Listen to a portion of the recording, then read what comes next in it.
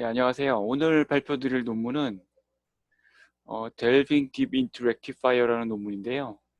요거는 그 CNN 할 때 항상 보게 되는 카이밍 님께서 쓰신 논문인데 2015년 ICCV에 발표가 되었다고 합니다.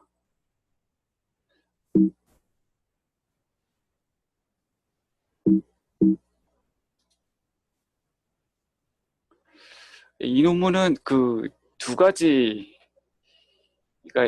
있어요. 하나는 그 우리가 잘 아는 렐루를 그 한 종류를 약간 좀 지네릭한 폼으로 파라메트릭 렐루라는 걸로 이제 만들었고요. 모델링을 했고요. 어, 그리고 두 번째는 그 딥러닝에서 쓰는 웨이트에다가 초기화를 주는 방법이 지금까지 쓰던 방법이 있는데 그거를 약간 그 방법은 렐루에 맞지 않으니 렐루에는 내가 제안하는 대로 하면 더 잘 된다 이렇게 제안을 하는 게 또 하나가 있고요. 그래서 이 두 가지를 합쳐가지고 이미지넷에다 적용을 했더니 그 전 해까지 나왔었던 그 모든 기록을 다 깼다라고 엄청 좋아하면서 페이퍼가 끝납니다.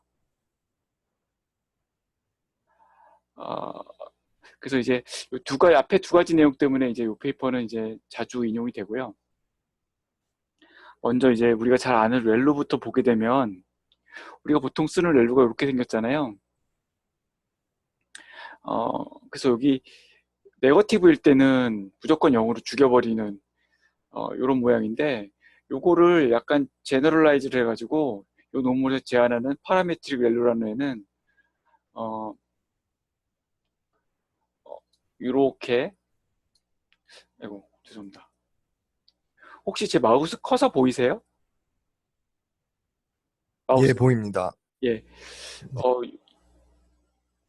요 음수 부분에 보면은 얘는 그냥 0으로 딱 죽었는데 파라메틱 렐루에서는 기울기를 변하게 할 수 있도록 리니어하게 만들어 놨거든요. 그래서 그, 이 A 값을 적절히 조정을 하게 되면은 훨씬 더 성능이 좋아진다라고 주장을 하려고 하는 거고요. 요 폼으로 이 지네릭한 폼 하나를 디파인을 하게 되면 우리가 아는 렐루도 당연히 정의를 할 수가 있게 되고 A라는 이 코이피션트가 제로일 때 그리고 이제 여기서 제안하는 파라미틱 렐루는 이렇게도 쓸 수 있고 식 하나로 약간 복잡해 보이지만 이렇게 쓸 수도 있고요. 요 형태에서 이 A 값에다가 0.01 값을 주게 되면 요즘 그 가끔 얘기가 나오는 리키 렐루가 됩니다. 근데 이 렐루를 뭐 이렇게 파라미터를 A 값을 주게 되면 이게 주는 방법이 뭐 여러 가지가 있을 수가 있는데 이 논문에서 제안하는 방법은 일단 레이어마다 공통의 그러니까 한 레이어에서 파라미터 한 개를 주는 거고요. 그런데 이제 또 채널이 한 레이어에 채널이 여러 개가 있을 수가 있잖아요. RGB 채널이라던가. 그래서 그 채널에 공통으로 하나의 파라미터를 그냥 써버릴 수도 있고 아니면은 채널마다 다 다르게 RGB마다 그 A 값을 다 다르게 정해줄 수도 있고 이런 식으로 모델링을 하고 있습니다. 뭐 그렇다고 하더라도 레이어마다 이제 몇 개씩 안 되기 때문에 계산하는 부담은 크게 되지 않는다. 거기에 비하면 성능 향상은 매우 뛰어나다. 이렇게 주장을 하고 있습니다. 아, 그리고 이 아까 보시면 알겠지만 렐루 자체도 그냥 리니어한 함수 두 개를 이렇게 피스와이즈하게 붙여놓은 거잖아요. 그러니까 당연히 그 그레디언트를 가지고 백프로포게이션을 해서 옵티마이즈를 할 수가 있게 되고요. 그래서 트레이닝을 통해 가지고 요 A 값을 그 학습을 할 수가 있어요. 사람이 일일이 정해주는 게 아니라 그래서 학습을 잘 하게 되면 그 최적의 옵티멀한 AI 값들이 나오게 된다. 그래서 그걸 가지고 뒤에서 실험을 했고 특이하게 그걸 가지고 실험을 할 때 이제 사용한 옵티미제이션 방법은 오멘텀 방법을 사용을 했다는 거고요. 이 방법에서는 여기서 이제 러닝 레이트를 정할 때 디케이 값을 주지를 않았어요. 여기 그 말은 이 저자의 주장은 여기다가 디케이를 주게 되면은 점점 더 이제 파라메틱 렐루가 그냥 일반 렐루처럼 네거티브 이렇게 전부 0으로 가는 경향이 나타나기 때문에 그렇게 안 했다. 그리고 이제 이 A 값은 초기 값은 0.25로 약간 크게 놓고 별 의미는 없는 것 같습니다. 이렇게 크게 놓고 시작을 합니다. 이 개념 자체는 굉장히 간단하잖아요. 실험을 먼저 일단 간단한 걸 해봤어요. 이 저자가 이제 잘 아시다시피 CNN의 대가이기 때문에 갖고 있는 여러 가지 CNN 모델이 있는데 그 레이어가 14개짜리를 가지고 모델을 만들어 가지고 쭉 돌려봤는데 3개 채널이 3개가 아닐 수도 있죠. 예. 모든 채널이 하나의 A 코에피션트로 쉐어를 할 때, 그리고 각각 따로 가질 때, 각각 따로 가지지만 그 값이 3개라고 그러면은 걔네 3개의 평균 값을 여기다 적어 놓은 거죠. 그래서 당연히 성능은 RGB 채널별로 따로 돌렸을 때 이 성능이 더 좋게 나오고요. 특이한 점이 2가지가 있어요. 보면은 첫 번째로 점점 줄어든다. 처음에는 0.4, 0.2 이런 식으로 크거든요. 근데 점점 줄어가지고 이 뒷부분으로 가게 되면은 굉장히 작아진다. 처음에는 이제 굉장히 많은 인포메이션을 렐루가 전해주려고 노력을 하다가 뒤로 가면은 이제 약간 디스크리미네이티브 하게 된다는 거죠. 그리고 또 하나 특이한 점은 맨 첫 번째 레이어에서는 값이 굉장히 크다. 근데 이 저자는 요 원인은 이제 정확히 분석을 하지는 못했고, 단지 추정을 하기로, CN에서는 그 맨 처음에 있는 필터는 역할이 마치 엣지 디텍터나, 그러니까 로우 이미지를 받아가지고, 피처가 아니라, 거기서 엣지라든가 텍스처를 뽑아내는 이런 전통적인 이미지 프로세싱에 쓰는 그런 필터의 특성을 가지고 있는데, 그런 경우에는 굉장히 큰 A 값을 필요로 하는 것 같다. 이런 점을 이제 알 수가 있었고요. 기존의 렐로하고 비교를 하게 되면 탑 1 에러를 보게 되면은 요만큼 약 1.2% 게인, 그리고 탑 5일 때도 이건 그만큼은 안 되겠네요. 한 0.7% 정도의 게인을 얻을 수가 있었다. 채널을 쉐어할 때도 얻을 수가 있었고, 채널 쉐어를 안 하면은 더 높은 성능을 얻을 수가 있었다. 이런 점을 알 수가 있었고요. 사실 근데 어떻게 보면 당연하죠. 왜냐면은 하나의 상수로 모든 레이어에 공통으로 쓰던 거를 각 레이어마다 이제 최적화된 값을 줘서 학습을 해서 쓰는 거니까 당연히 성능은 올라갈 것으로 보이고요. 이 논문의 두 번째 그 내용인데, 이제 우리가 뉴럴 네트워크 해주는 웨이트를 초기화하는 방법에 대해서 생각을 해보자는 겁니다. 근데 우리가 잘 알다시피 이 웨이트에다가 0으로 놓고 하면 학습이 안 되잖아요. 근데 그렇다고 해서 이제 어설프게 사람이 콘스탄트 값을 쭉 깔아주면 이제 그것도 학습이 안 됩니다. 왜냐면은 이제 그 많은 콘스탄트 그 파라미터들이 혹시라도 이제 코릴레이션이 있게 되면은 마치 이제 리니어 엘지브라 할 때 우리가 제일 무서워하는 게 싱귤러 매트릭스인데, 그런 것처럼 그 문제가 발생하거든요. 그래서 우리가 흔히 가장 많이 사용하는 방법은 랜덤한 값으로 초기를 한다. 그리고 보통 미인 값은 제로로 둔다는 것인데, 이때 또 이제 문제가 되는 거는 베리언스를 얼마로 주느냐, 이 점이 문제가 되죠. 고민거리가 되죠. 사실 해보면은 이제 대충 줘도 이제 되기는 하는데, 너무 큰 값을 주게 되면 그 실험을 해보면은 수렴할 때까지 좀 시간이 많이 걸려요. 그래서 좀 작게 주는 게 약간 일반적이고요. 그럼 얼마나 작게 줘야 되는가? 요즘에 약간 고민인데, 요 논문이 나오기 전까지는 그 가장 많이 쓰는 것으로 알려진 방법은 2010년도에 벤지오 교수님 랩에서 나온 제비어 이니셜라이제이션이라는 방법이 있습니다. 제비어 글로롯이라는 사람이 제안한 방법인데 되게 간단해요. 그 제로민의 가우시안 값으로 코에피션트를 주는데 베리언스를 이렇게 주자. 여기 보면 N2는 있고 N 아웃이 있고, 그래서 결국 요거는 뭐냐면 그 두 개의 평균 값인데요. N2는 뭐냐면 예를 들어서 레이어 2에서 레이어 3로 가는 그런 엣지들에 대해서 우리가 초기 값을 주려고 한다. 그러면은 먼저 앞쪽에 있는 레이어 2가 N 인이 되는 거고요. 그 반대쪽 도착하는 쪽에 있는 레이어 3가 N 아웃이 되거든요. 근데 보통 우리가 같이 그 두 개가 같은 경우도 많이 있지만 다를 때도 있잖아요. 근데 이 페이퍼를 보게 되면 이걸 두 가지 방법으로 유도를 합니다. 먼저 포워드 방향으로 한번 계산을 했더니 n 인분의 1이 이제 옵티멀한 걸로 나오고요. 이렇게 했을 때 그 각 레이어를 넘어갈 때마다 그 베리언스 값이 변하지가 않고 일정하게 유지가 되더라. 이런 결론을 내릴 수가 있고요. 백워드로 계산하면은 백워드 프로퍼게이션 할 때 계산을 해보면은 반대로 이제 n 아웃분의 1이에요. 근데 백워드일 때는 이제 n 아웃으로 들어와서 n 인으로 나오니까 마찬가지 개념이라고 볼 수도 있죠. 그래서 약간 포워드일 때랑 백워드일 때랑 이 값이 다르기는 하지만 일반적으로 이거를 이제 나눠서 쓸 수는 없으니까 평균을 줘서 이렇게 사용하게 되면 그 가장 최저값이 된다라고 이제 제비어 글로롯이 제안을 했고, 이후로 이제 이렇게 되면 잘 되더라 는 얘기가 이제 많이 이제 퍼지기는 했지만, 문제는 얘가 이제 그 레이어 수가 좀 깊어지면 8층 이상이 되면은 잘 이제 수렴을 안 하는 경우가 가끔씩 발생을 하고, 그리고 이 가정 자체가 렐루에 맞지가 않아요. 얘 같은 경우에는 액티베이션이 일단 리니어한 경우를 가정을 하고 만들었기 때문에 렐루나 파라메트릭 렐루에는 맞지를 않습니다.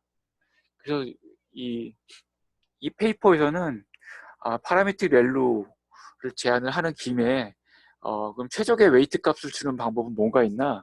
내가 한번 계산을 해보겠다. 이렇게 된 거고요.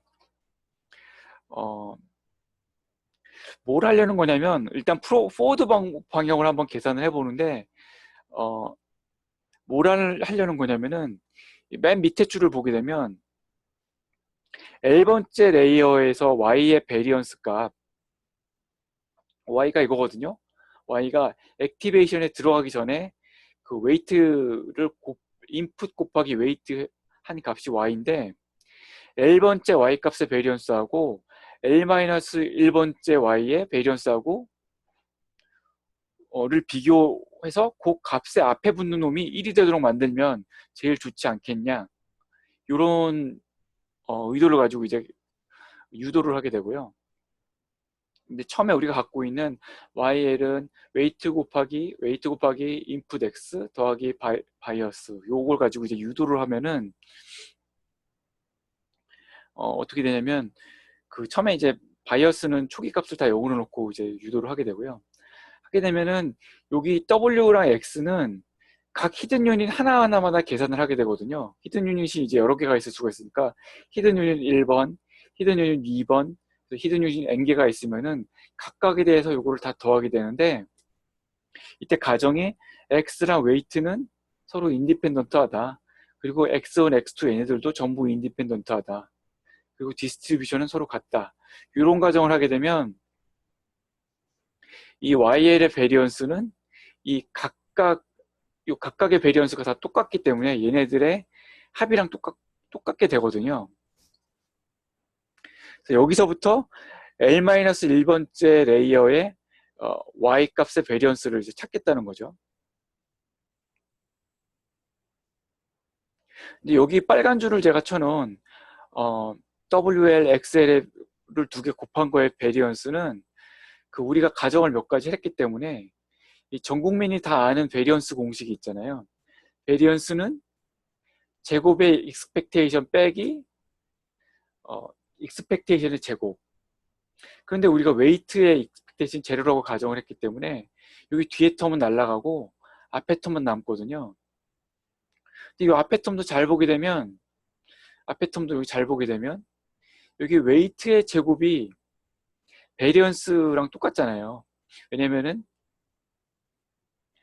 웨이트는 익스펙테이션이 제로니까 웨이트의 제곱의 익스펙테이션은 웨이트의 베리언스하고 똑같기 때문에 요 식을 여기다 집어넣으면 샥 집어넣어서 보게 되면은 여기 6번식의 빨간 줄을 쳐놓은 값이 7번식의 빨간 줄 2개를 쳐놓은 요 값으로 바뀌게 되고요. 이제 하려는 거는 여기서 L-1번째 Y값의 베리언스를 찾으려고 하는 거거든요. 근데 그거는, 죄송합니다. 그거는 얼핏 보면은 잘 이해가 안 되는데, 우리 이 디스트리뷰션이 노멀 디스트리뷰션이기 때문에 그냥 PDF를 넣고 바로 적분을 할 수가 있습니다. 이렇게 적분하는 걸 좀 까먹어 갖고 약간 겁이 나기는 하지만 조금만 찾아보면 할 수가 있는데, 뭐 공부를 해서 할 수도 있지만, 그 올프렘 알파를 웹페이지 가게 되면 컴퓨터가 이 심볼릭한 인티그레이션도 다 해주거든요. 이렇게 써서 인티그레이션 해줘 그러면 값을 딱 찾아줍니다. 그러면은 놀랍게도 이 복잡한 식이 L-1번째 Y의 베리언스 값의 2분의 1이라는 것을 알 수가 있어요. 그래서 우리가 이런 식을 찾게 되는 거죠. 우리가 찾으려던 L-1번째 Y의 베리언스하고 L번째 Y의 베리언스 값의 관계를 찾게 됐네요. 그래서 얘네 둘의 베리언스가 항상 일정하게 하려면 여기 있는 요 값이 1로 가야 돼. 1로 놓게 되면 충분 조건이 되거든요. 그래서 여기서부터 풀게 되면 웨이트의 베리언스는 n분의 2. 요런 이제 노멀 디스트리뷰션을 만들게 되면은 포워드 방향으로는 그러면은 이제 렐로에 대해서 최적화된 분포라고 볼 수가 있다고 이제 결론을 낼 수가 있고요. 아까 이제 제비어의 방법에서는 요 2가 없었어요. 제비어에서는 1이었거든요. 근데 이 렐로의 특성을 이용해가지고 문제를 풀었더니 2가 생기게 됐죠.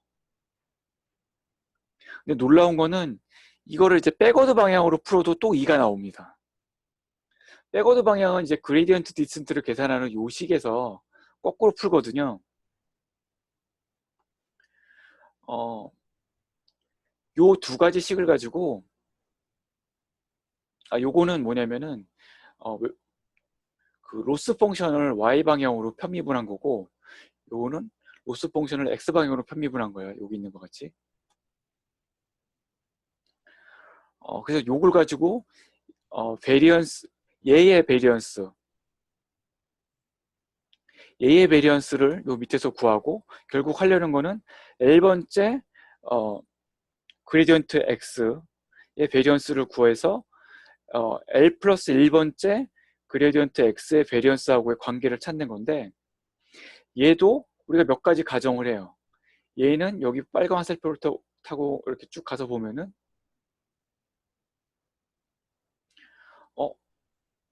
웨이트의 익스펙테이션 제로니까 얘가 0이 되고, y도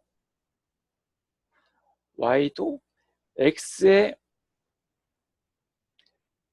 그레디언트의 민이 제로라는 가정을 하게 되면 y의 그레디언트의 민도 제로가 돼요. 그래서 얘는 이렇게 베리언스 두 개의 곱으로 표시가 될 수가 있거든요.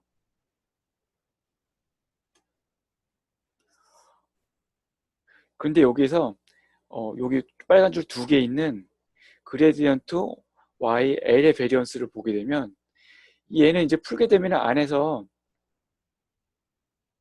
그 액티베이션 펑션의 미분값의 제곱의 익스펙테이션을 가지고 풀게 되거든요. 근데 이게 렐루는 얘를 풀게 되면 미분값이 1 아니면 0이잖아요. 그래서 얘는 계산을 하게 되면 굉장히 의외로 쉽게 2분의 1이 됩니다. 그 뒤에는 그 가정 때문에 0이 되고요. 그래서 요 L번째 그레디언트 Y의 베리언스는 이렇게 표시가 될 수가 있고요. 얘는 베리언스 L 플러스 1번째 그레디언트 X랑 같기 때문에 얘하고 얘의 관계를 다시 한번 찾을 수가 있게 되죠. 그래서 이번에도 얘를 1로 만들게 되면 베리언스가 변하지를 않네. 이런 걸 알게 됐고요. 그래서 이번에도 n분의 2가 베리언스면 된다. 이걸 알게 돼요. 그래서 마찬가지로 백오더 방향으로 해도 n분의 2가 되고 이때 나오는 2 또는 2분의 1 요 팩터 값이 양방향으로 같은 값으로 나오는 거를 알게 되고 이게 둘 다 렐로 디스트리뷰션의 특성에서 이런 값이 튀어나오게 된다는 걸 알 수가 있습니다. 그래서 이 저자가 이걸 가지고 이 CNN에다 넣어봤어요. 그래서 먼저 레이어가 22개짜리 이거는 이제 뒤에 설명이 나오겠지만 VGG19라는 모델을 변형한 모델인데요. 거기다가 집어넣어서 트레이닝을 해봤어요.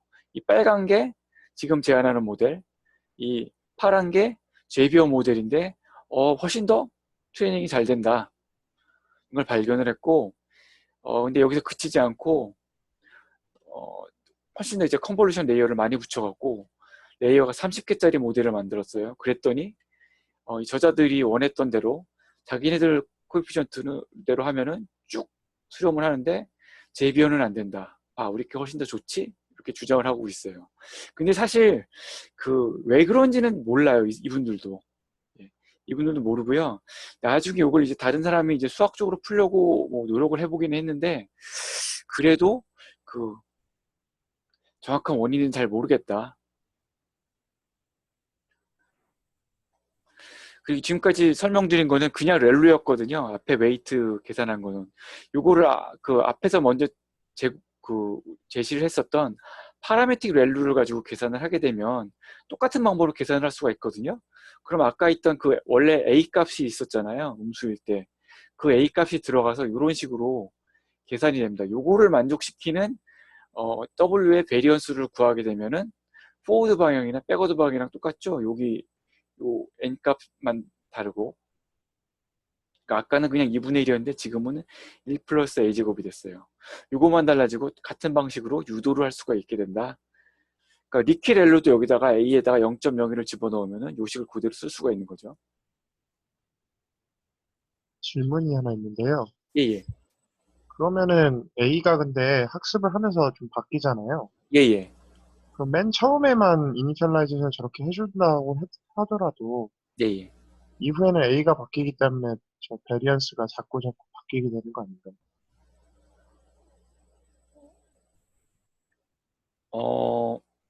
그렇죠. 예. 그런데 학습이 끝난 다음에 이거는 초기 값으로 주겠다는 얘기 아닐까요? 정해진 a 값에 대해서? 초기 시작할 때는 괜찮을 것 같은데 예예. 초기 시작할 때 0.25로 적어해놓고 지금 저렇게 한 거잖아요. 예예예. 하면서 A가 바뀌면은 원래 얘네가 주장하려고 했던 그러기 때문에 베리언스가 뭐 이렇게 막 엄청 크게 흔들리지 않는다라는 게 안 맞는 것 같아가지고 그런 생각이 들어서 여쭤봤습니다. 예. 그게 약간 헷갈린 부분이 있는데 그거를 이제 명확하게 설명을 안 해놓고 이렇게만 해놓고 그냥 씩 넘어갔어요.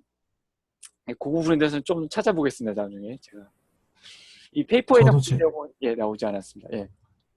저도 질문이 하나 있는데요. 예예. 그러니까 A가 렐루 같은 경우는 0이기 때문에 2분의 1이 된 거잖아요. 예예. 그리고 제비어 이니셜라이제이션은 A를 1로 놓고 했다는 얘기가 되는 거잖아요. 그렇죠. 예. 그러니까 A가 1이라면 그냥 Y는 X 이거를 액티베이션 펑션으로 썼단 얘기인데 예. 그럼 값이 1이 앞에서도 예. 리니어하기 때문에 안 맞는다라고 설명도 해주셨고 빨간 줄 친 거에 보면은 그렇게 써 있는데 예. 액티베이션 펑션은 리니어한 걸 썼다는 게 좀 약간 이해가 안 되거든요. 우리가 다들 알고 있다시피 리니어한 액티베이션을 쓰면은 레이어를 쌓는 게 의미가 없어지잖아요. 예예. 근데 제비어 이니셜라이제이션은 액티베이션 펑션이 리니어한 경우에 적용이 된다는 게 좀 잘 이해가 안 되는데 A가 마이너스 1이라도 그러면은 뭐 X 절대값 같은 아주 이상하게 생긴 애긴 한데 A 값에 제한이 없어요. 이 실험에서 그 음수감을 안 되게 제한을 두지를 않습니다. 네, 그러니까 마이너스 1이 돼도 제비어의 그럼 액티베이션이 마치 꺽쇠 같은 절대값 X 함수처럼 되는 무슨 액티베이션 펑션처럼 생각할 수도 있겠네요. 근데 어, 아, 제가 좀 이따 말씀드릴 건데 요 페이퍼를 지금 말씀드린 요 페이퍼를 가지고 수학적으로 다시 한번 푼 논문이 있어요. 여기 나오나? 여기 있다 앞에.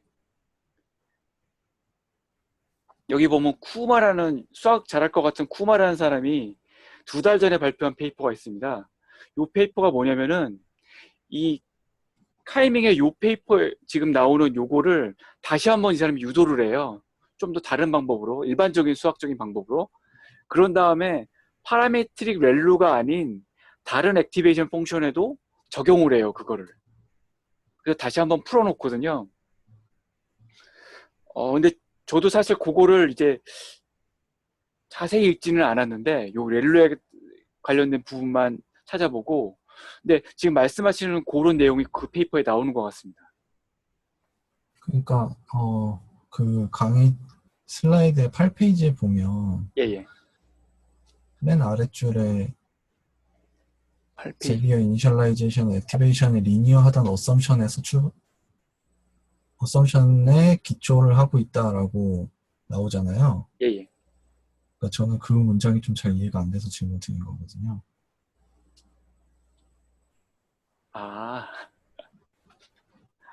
예. 우리가 쓰는 게 어차피 다 리니어가 아닌데 왜 이렇게 쓰냐 말씀이신 거죠? 네네네. 글쎄요. 예. 뭔 저도 잘 모르겠네요. 예. 그건 네, 그 알겠습니다. 페이퍼를 일단 봐야 될 것 넘어가시죠. 같은데요. 예. 그래서 좀 전에 그 쿠마의 페이퍼도 보시면 되게 재미있을 거예요.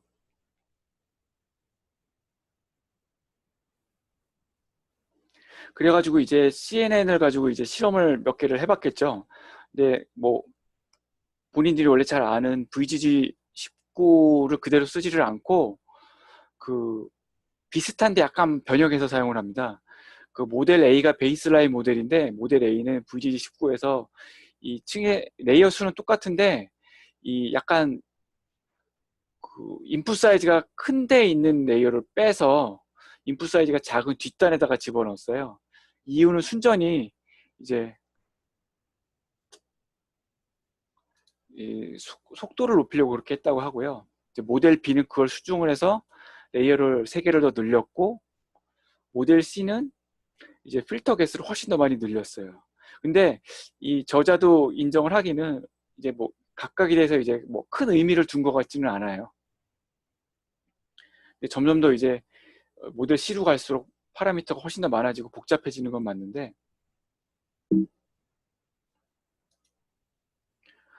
그리고 이제 이미지 넷을 가지고 실험을 했죠. 먼저 이제 렐루랑 파라메트릭 렐루에 대해서 다시 한번 이제 또 보는데, 그 이 페이퍼에 스케일이란 말이 나오는데 이게 정확히 뭐를 나타내는 개념인지는 나와 있지는 않지만 이 뭔가의 사이즈를 나타내는 개념인데, 이 사이즈를 계속 바꿔가면서 작을 때나 클 때나 어떤 경우에서도 모든 경우에서 파라메트릭 렐루가 그냥 렐루보다 훨씬 더 좋더라, 얘기를 다시 한번 반복을 하고 있고요.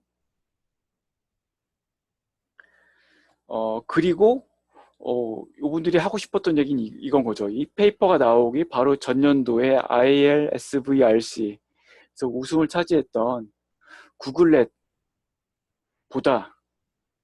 구글렛이 멀티모드에서 6.66%였는데 우리가 무려 4.9서를 기록을 했다. 여기 MSRA가 마이크로소프트 리서치 뭐 이런 뜻인 것 같아요. 자기네들 모델이고 파라메트릭 렐루를 사용한 모델인데 4.94를 기록을 했고, 이거는 보니까 이 페이퍼에 나온 것처럼 사람의 그 정확도인 5.1%보다도 뛰어나다. 정말 놀랍지 않냐, 이렇게 자랑을 했죠.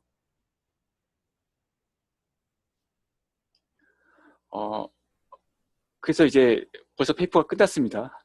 이 페이퍼에서는 파라메트릭 밸류라는 거를 이제 개념을 해서 그 어댑티브하게 A 값을 그 바꿔가면서 사용하는 거를 제안을 했고요. 근데 이제 파라메트릭 렐루를 많이 쓰나요? 저는 잘 못 본 것 같은데 아무튼 그걸 제안을 했고요. 그리고 그 렐루나 파라메트릭 렐루에 쓸 수 있는 더 나은 웨이트 초기화 방법인 자신의 이제 이니셜라이제이션 메소드를 수학적으로 유도를 해냈고요. 이 두 가지를 같이 썼을 때 당시로서 가장 좋은 이미지넷 클래시피케이션 성능을 보였다 라는 걸 주장을 하고 있습니다. 근데 이 논문이 나고 나서 불과 며칠 차이로 이제 베치노미 페이퍼를 냈대요. 지금 4.94거든요. 이따 얼마 나오는지 잘 보세요. 예, 혹시 질문 지금 있으실까요? 네, 질문 있는데요. 예, 마치고 할까요? 일단, 네. 질문이 두 가지가 있는데, 예, 예. 첫 번째는 그 채널마다, 다르게, 기울기를 다르게 예, 한다고 하셨잖아요. 예, 피렐로에서. 예, 그 채널이라는 게, 예를 들어 CNN으로 생각하면 필터마다 다르게 한다고 보는 예, 맞습니다. 건가요? 예, 그 그러니까 C라는 RGB, 예, 필터 맞고요. 네, 그 C라는 코에피션트가 있잖아요. 네. 예, 그러니까 위스 하이트 말고 하나 더 있는 그거를 말하는 겁니다. 그러니까 입력 쪽 채널이 아니라 출력 쪽 채널을 얘기하는 건지에 대한 질문이었고요, 제 말은.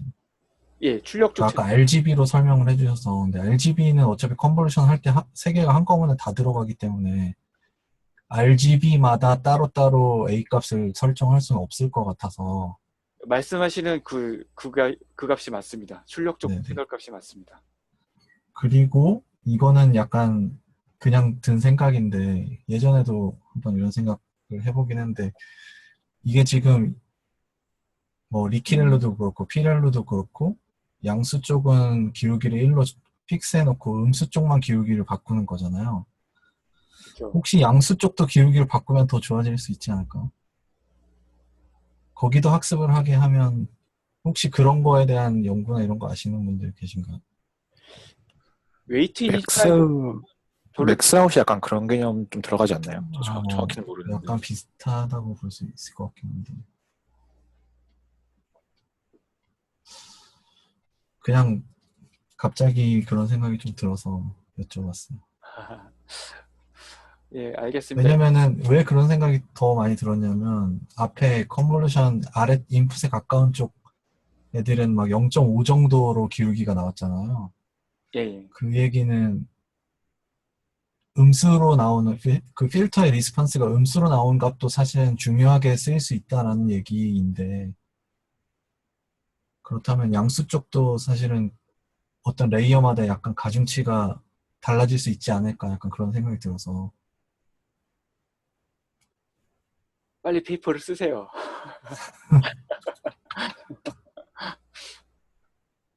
네 알겠습니다. 제 질문 여기까지입니다. 예, 예. 질문 없으시면 일단 녹화를 마치고 진행을 하겠습니다.